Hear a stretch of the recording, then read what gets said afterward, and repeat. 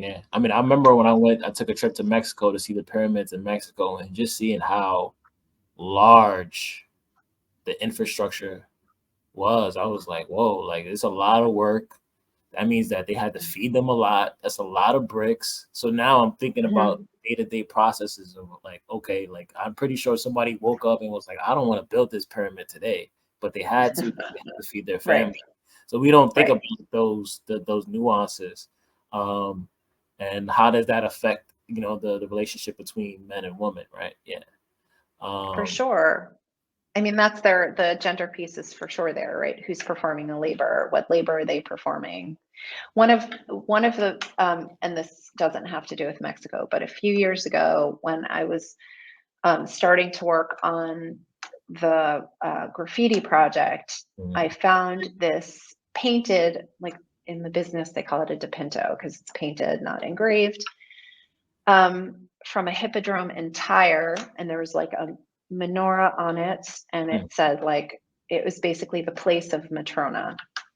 And I realized that people hadn't really written about, um, because my focus is on Jews in the ancient world and their broader cultural context too, but they hadn't really focused on Jewish women who worked. Like this was the only archaeological uh, evidence I could find for there are texts that say if you don't want to sell olives outside your house, have your wives do it. Like if it's too embarrassing, like have your wives do it for you. Like there are texts that imply that women were doing something. But Mhm. this was like out of the house. It was basically a label for a stall where this woman would sell her wares in the hippodrome because they're sort of like competitions, but there was sort of like a mall around it, like people would sell goods if they came. And that's the sort of thing that's really interesting. Like there's this one piece of evidence, and we've known about it since the 1970s, and it was published as an inscription. But when you look at it differently, it's actually something extraordinarily valuable that when you read it compared to other things, you realize it's the only attestation of it. And just to compare it with the gender piece in Rome, one of the really interesting things about mortuary monuments in Rome is that people tend to be really proud of their occupations. Mhm. Like they'll put on their funerary monuments, like so and so was a hairdresser, or they're really, there are a lot of monuments, like monuments for death, mortuary monuments that say that women had certain occupations, right? They might be midwives, they might just lots of different things.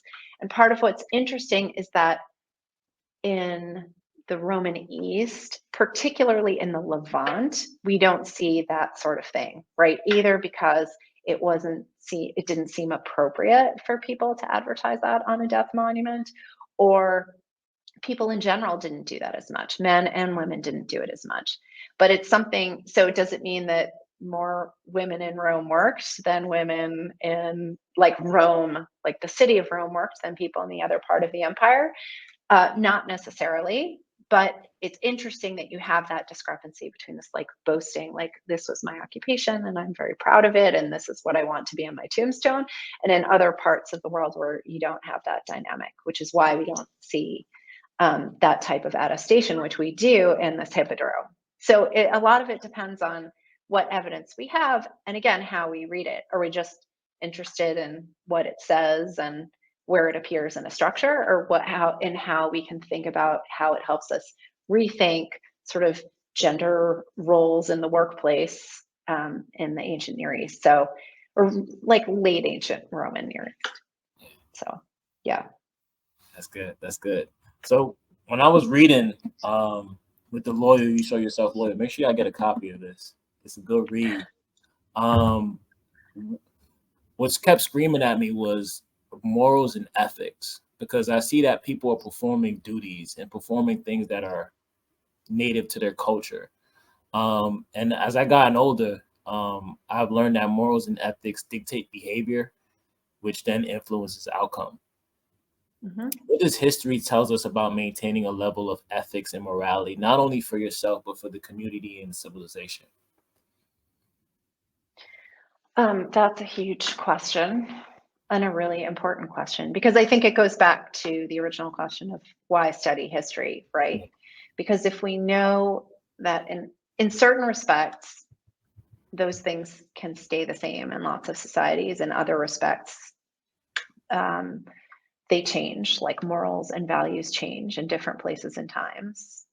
If we're talking about, let's say, the followers of the early Jesus movement, or early Christians, or like late ancient Christians or medieval Christians, their notions of morality and ethics would change through time, even if they sort of understood themselves to be part of a continuum and a religious continuum. But I think it encourages us to try to think more meaningfully about how we establish our own system of morality, right? And it's not necessarily the same as ancient people's systems, but sometimes it's not that dissimilar. And it is really resonant when you see, like, in inscriptions, when people are making vows or donating to a synagogue or a church on behalf of themselves or their families, this way in which you sort of give to the community, but you notice your family and want to bring sort of glory to your family and the community. But in the end, the community benefits because, you know, everybody wins. Like, if you're wealthy enough to be able to do this, you sort of get glory unto yourself, but it also gives something to the community. And what does that mean for how people should live in the day to day? I think all of those things are very valuable. I mean, the angle that I think is, I think it's different in different places, at least in the United States. But notions of community are really powerful and definitely change through time and place. I mean, that's certainly the case in the United States today, for sure. But one of the things that I think, again, becomes sort of this like atomization from the internet, from phones, from all these things, we get really detached from, like, human communities in so many ways. It's sort of a life of the mind and a life of the phone or the computer or whatever. And I think looking at how people lived in past times reminds us how fundamentally that community is so fundamental to what it has meant to be human for so much time. And I think it's worth paying attention to, even if, again, it sounds sort of like outmoded and it runs counter to how people sort of emerge as humans today. I think that part of morality, ethics, whatever, is something that still requires a lot of attention and can really benefit from looking at past practices. Absolutely. Because I remember I was reading an article from Yale about the fall of Rome, and he highlights how morality and ethics led to the collapse of the civilization. And it didn't resonate with me until I actually taught the lesson of the collapse of the Roman Empire in 476 CE, that it was so big, and people don't understand how much space they occupied, that even though they had all this wealth, that it was very difficult for them to control it. And the moral and ethics that they didn't have, to like that discipline to control that wealth. Yeah, I think there are such interesting points there too, because I think that's also something that's really hard to remind students of, that there was no internet. Yeah. There wasn't even something as old-fashioned as TV or radio. Like, the sheer mechanics of regulating an empire, whether it was Rome or Assyria or Babylon, like the amount of infrastructure and regulation that required is just phenomenal. So thinking about, you know, what kept these things in place, how were they able to maintain these structures for as long as they did, and thinking about other factors that might sort of contribute to its success or decline or that sort of thing, are really fascinating. Because you can't just assume, you know, like, okay, they conquered a place, now what, right? Like, how was it that they were able to regulate their own territory, and territory is so vast without any sort of, I mean, technologies were like roads, right? Like, that was a technology. Constructing roads enabled people to get from one place to another much more rapidly, and sort of taking those steps back and thinking about, you know, how these things worked sort of mechanically, but also sort of socially, culturally is really powerful. It always, like every time I teach it, I think, how did they do that actually? You know what I mean? Like, Absolutely. it's phenomenal. It's just like these massive, and you might not like what Rome did, or you might not like what Assyria did, but the mechanics of empire in the pre-modern world is something that's really just, it's sort of like shocking and strange. Like, how could they do that? Well, you know, they conquered people, they made them pay them a lot of money, they, you know, but still it's remarkable. So thinking about sort of the ties between that and social structures and what people thought would be right or wrong at any given time. I mean, it's all very much connected. Yeah. I think people skip the Sunday to Saturday day-to-day activity of the maintaining of an empire, because when Rome fell, it was just on one day, and we only focus on it that one day, but we don't focus on the day-to-day operations that led to that one day for it to fall. Right. Again, so that's the difference, I'd say, between sort of certain traditional modes of studying history and ones that are increasingly commonplace today. There were people in the 1800s that were interested in sort of like daily life in the Roman Empire. There weren't as many, but there were some. But sort of like an increased focus on, you could call it the mundane, but it's like the day, it's so much harder to get at than the events, than the singular events. But that's what sort of like really comprises the fabric of of history, and trying to understand like the dynamics of the past, for sure. Sort of like as I'm talking to you, there's this tapestry behind me. It's sort of like, I was like, I'm saying fabric and I'm looking at the fabric, but it's sort of true, you know. On the one hand, you could focus on the design of the fabric, but then you could say, but like, how did they weave that, and who did the weaving, and where did they get the wool, and who dyed the wool? And if you're not interested in those questions and you're just interested in the appearance of the cloth, that's one thing, and that's fine. And there are many people who will study those patterns and the medium and all of those things. But when you sort of try to break it down to a smaller level, it's sort of like picking up a rock and seeing what's underneath. It's just like, but who did that? And like, where did they keep the sheep? And was it the women who dyed the fabric, or the men, or did it not matter? Or, you know, those are the things that not only sort of expose different elements from the past, but it really does have sort of like lead to our thinking about the present differently, for sure, in terms of labor, who performs it, the relationship between politics and society, all of these things. Again, we don't have to take other people's repackaged notions of those things. Like, we can look back ourselves and try to gain our own insights too. And that's fun. I think it feels a little subversive, but it's fun. Nah, it's kind of like it's kind of like what people say, the difference between instant gratification and the day-to-day. Right. Like, you want the instant gratification of looking at the tapestry, but the processes is what makes it, the tapestry, so worthwhile that you want it on your walls, right? Speaking of art, you did a lot of work with graffiti. I know graffiti from my history, from gangs and the artwork that Michelle Basquiat put on the walls in New York. So I know art from there and graffiti from there. What has changed and what has continued over time with graffiti? First, what got you in graffiti, first of all? Okay, so I can start. How did I get interested in graffiti? Yes. I got interested in graffiti in different ways that sort of, again, sorry about the tapestry, like sort of wove together. But the quickest version, it was sort of an accident. Oh, wow. I knew I needed to apply for a fellowship to do field work in Israel. And I had always been interested in, as most people are, in this very particular necropolis in an area that's about 20 minutes away from modern Haifa. And it was a place for burial. Actually, only about a third of it has been exposed. And if you go there today, it looks like sort of this hilly expanse, but most of the hills that you see are actually hills with burials in them too. They've just never been excavated.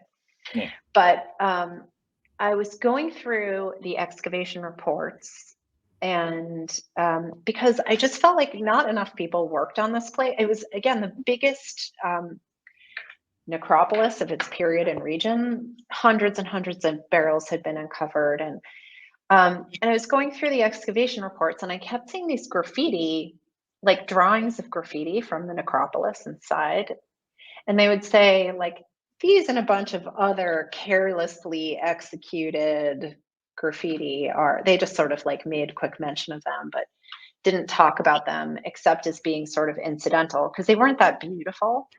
Yeah. I mean, to the excavators, they didn't think they were so great. And some of them were pictures and some of them were drawings. And I thought, you know what, maybe there's something to this. Like I counted through these reports, there were like 150 of them. That doesn't sound so accidental. Like it would be like maybe 3 things. You'd be like, oh, it's an accident, or people visited in later periods. So that was, I had a grant at the Albright Institute in Jerusalem, which is the American Archaeological Institute in Jerusalem. I had a grant through the NEH to go there for like 6 months and work on this project. I ended up proposing to look at these graffiti. And then it sort of turned into this much bigger project because I realized not only were these graffiti in burial places like Beit Sha'arim, but they were in throughout the region. There are a lot of individual burial caves that are smaller, like families use them, and it just has to do with the landscape. Like the stone was soft, and so you'd sort of carve into it. And there are traditional ways of burying in different places, in different time periods, actually. But I started noticing that there were a lot of graffiti in the south, in the area called the Shvela, where there are a lot of these burial caves too. And what was interesting is that a lot of them looked similar, like they appeared in certain similar places. There was like a language to them, whether or not they were written like in Greek or Aramaic, or there were pictures. There was like a language that was like spatial, if this makes sense. So I could go into a cave, a burial cave, with somebody who, and this happened with somebody who had excavated the cave. I'd go in and I'd say, oh, there are graffiti here, here, and here. And he'd say, I've been here a million times, I never noticed. But it sort of, it was a way of using the space. So when you go in, it's usually going to be on your right, and then lo and behold, it's on your right. When you look at them exclusively, you start to see lots of different patterns. And then another site that I had worked on in other contexts, which is a synagogue from ancient Syria. It's the best preserved synagogue from anywhere in antiquity. And actually the earliest Christian building is also in this same town called Dur Europos. It's along the Euphrates, along the modern Syrian and Iraqi border. And what's remarkable about that synagogue is that it was, the entire town was left as a ghost town, and people in antiquity had buried it. I don't know if you remember from our discussing in class. So it was buried in antiquity. It was sort of filled in from the inside, so it never collapsed. Oh, wow. And I realized that there were all of these graffiti there also, and we know this because the wall survived.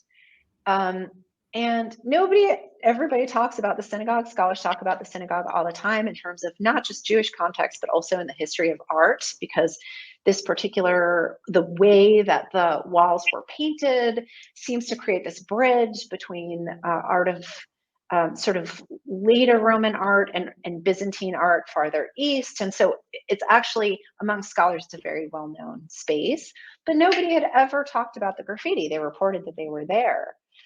And I realized that there are all these different types of spaces where Jews and other people were carving graffiti in antiquity, but people just didn't pay attention because it wasn't pretty, right? It's not like the paintings, which are remarkable in the Dura synagogue, and lots of people talk about them. They're just like scratches on the wall, things that say like, I am Thea, right? It's no like literary masterpiece. It's not like reading Homer.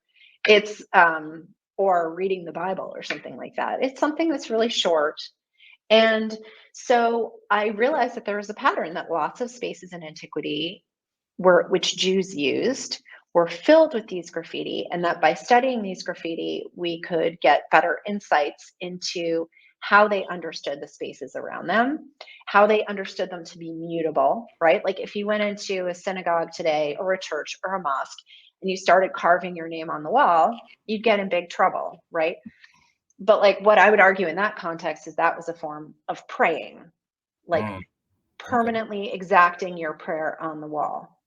And we know that because of lots of different things that I don't have to go into. But the point is that in burial contexts and in sort of devotional contexts and also in civic contexts, there are places where Jews and others wrote their names, they wrote messages. And the people who did that, they're not recorded in like laws or texts. There's no other record that they ever existed other than the fact that they like put their name on a wall. But as a result, they're like totally immortal. When you sit there and you pay, maybe not immortal, but you know what I'm saying? Yeah. That this person, right? You could have had some jurist who contributed to laws in late antiquity, but when you sit down and pay attention to this person who wrote his name on the synagogue wall, like his name really actually endured, not in the way that he would have imagined, but it's really exciting. It's sort of this direct connection between the person. So the advantage of looking at these graffiti is it sort of gives us a more unmediated access to people who lived in the ancient world. It gives us insight into how they use spaces. The idea that it would be okay to go to a burial cave and write "good luck on your resurrection" on the wall, right? It's not that clear, right? Is it a joke? Like, was the person joking? Like, "good luck on your resurrection," ha ha ha, on the inside of a burial space? Or was it an earnest wish, like, "good luck now that you dead are being brought inside this catacomb, like good luck on your resurrection"? It's hard to know. It's like an email, you know, sometimes, or like or a text message. Like sometimes you can't get a sense of whether something is sarcastic or not. But nonetheless, it tells us that people thought it was perfectly acceptable, desirable, and respectful to write messages and pictures all over the spaces they visited. And the last thing, because I could go on about this for hours, is that one of the things I deliberately do is pay attention to drawings as well as text. Because something you were saying before, which is really true, is that in the ancient world, not everybody could write. So certain people, their modes of communication would be through drawing pictures, not necessarily writing something out in Greek or writing something out in Aramaic.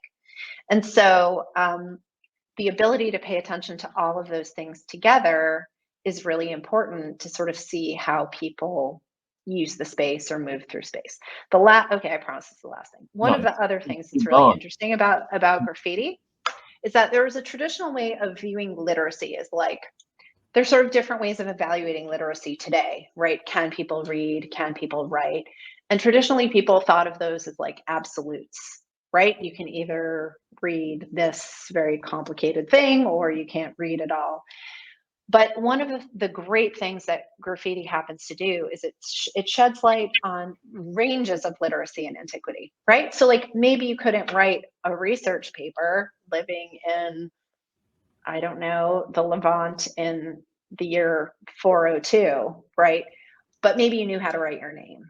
And like, why shouldn't that count as literacy? That's a form of literacy. It's maybe not as extensive as some other people. So by paying attention to those types of things, we realize that different ranges of literacy might have been much more widespread than we actually assume.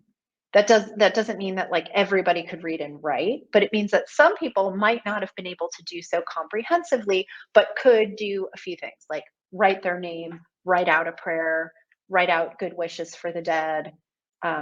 So in so many ways, these little pieces were just sort of discarded, and they were noted in excavation reports, and nobody looked at them sort of systematically according to their context and their contents and this sort of thing, which is why that book was so much fun, because it was really and it's sort of it's an ongoing project too, but it really draws attention to people who we otherwise just wouldn't even know they were there. And it gives us insights into their thoughts, their feelings, their wishes for themselves and their families in a way that's a little bit different in register from the people who could afford to like pay for monumental inscriptions. They donate all this money to a communal structure, or they have a lot of money, so their burial area is really ornately decorated, and they have epitaphs and these sorts of things. These are other ways of using space, which could have been performed by really wealthy people, but also less so too. So it gives us insight into sort of a wider range of behaviors, but also like wider ranges of populations too. And it also Which gives I us think is insight on how they live. Because I know from if I go to Brooklyn and see a gang of graffiti, I could know that there's a presence of gangs and what they stood for, or what, you know what I mean? If I see an art graffiti, I could see what's the perceived information or perceived knowledge that was there at right. that. Right. And so you asked a question a while ago about like how this graffiti is similar and different. And I Yeah. would say different in certain respects because like if you're writing a message or if you're drawing like a little skeletal figure outside of the tomb of a loved one, right? It's not really the same. It's sort of part of a burial practice. Or if you're writing a prayer on a wall, that's a precatory practice. Like it's a devotional practice. You're doing something because it's part of worship. But the thing that's really interesting and I think fundamentally similar about like all of these types of graffiti is it is a way that people can appropriate the spaces around them in really powerful ways. So let's say you're, I don't know, you're a gang member, you tag a wall, you might not own that building, right? Like you might not have the legal deed to that building, you might not have the money to buy that building, but by putting that up on the wall, you totally change that building and you appropriate it for yourself. It's Mm-hmm. really powerful, right? Yeah. It's like you might not financially own it, but you've totally recast it, right? Because you're sort of like reshaping the urban landscape by doing something very simple, like you're using spray paint, right? Yeah. But so it's a very superficial, Mm. has nothing to do with ownership, but you're changing the world around you based on what you put on a wall. And I think in that respect, it's really similar because you have people in antiquity too. Maybe they couldn't afford to make a big donation to a space, a synagogue, a city, right? But they could write on civic seats, this is where we sit. These are our seats, even if it's not official, right? This is where the Samaritans hang out. This is where the Jews hang out. And they wrote it on the seats, even if it was civic property and they couldn't necessarily contribute to the construction of something, but they're appropriating a section of it. Or if you couldn't afford to donate to a synagogue, but you write your prayer on the wall, your name is on the wall in a very sacred space alongside other people who donated more money and their names are rendered in sort of more beautiful ways. But you've taken that piece of that space and you're like, this is mine.